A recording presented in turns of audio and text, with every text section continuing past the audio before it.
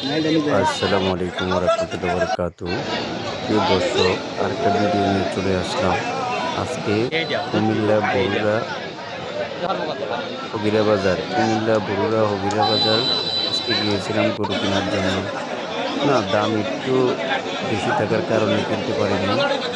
খুব সুন্দর সুন্দর গরু উঠছে।